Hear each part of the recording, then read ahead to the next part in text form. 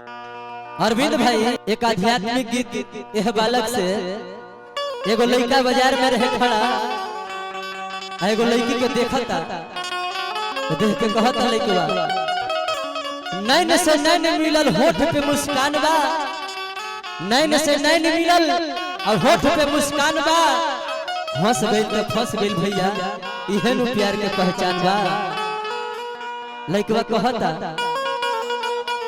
अरे लचक के जवानी को चकेली करी हैया कि कहाँ जाली करी के सिंगार,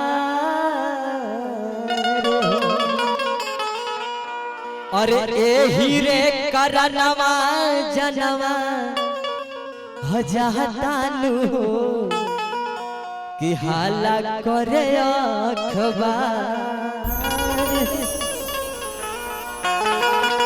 क्या बात है?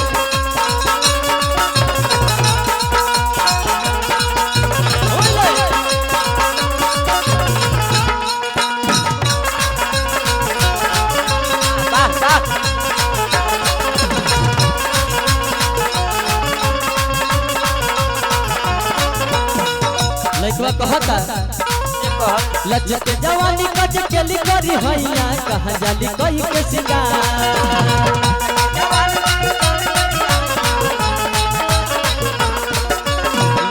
जवानी कच केली करी हैया कहाँ जाली कही के सिंगार, ए हीरे करनवा जनवा जहाँ तानु हो हाला करे है अखबार, ए हीरे करनवा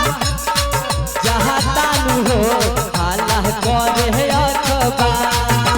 कच के जवानी कच केली करी हैया कहाँ जाली कही के सिंगार, कच के जवानी कच केली करी हैया कहाँ जाली कही के सिंगार, ए हीरे करनवा जनवा जहाँ तानु हो हाला करे अखबार, ए हीरे करनवा जनवा जहाँ तानु हो हाला करे अखबार।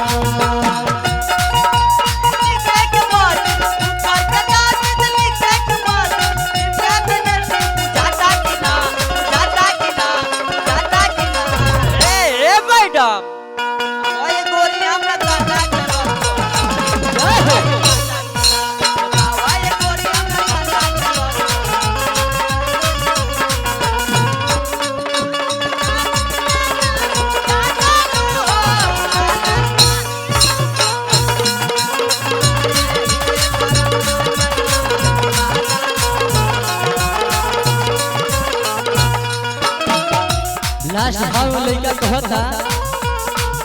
यह झारखंड या भारत देश में कितना शिष्टाचार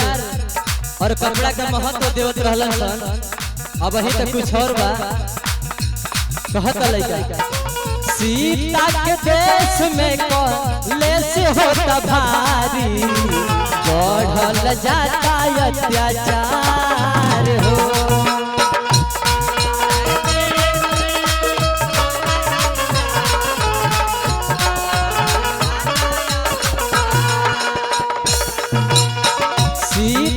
देश में कले से होता भारी बढ़ल जाता अत्याचार हो,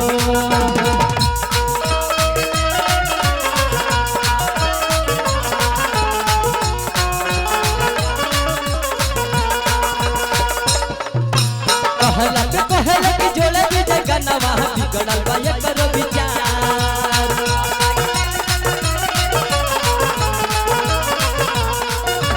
कहलक जोड़े भी जगनवा बिगड़ल बा एकर मिजाज, ए हीरे करनवा जनवा जातानु हो हाला करे है अखबार, ए हीरे करनवा जनवा जातानु हो हाला करे है अखबार, लचके जवानी कच केली करी हैया कहाँ जाली कही के सिंगार, लचके जवानी कच केली करी हैया कहाँ जाली कही के सिंगार, ए हीरे करनवा जनवा जातानु हो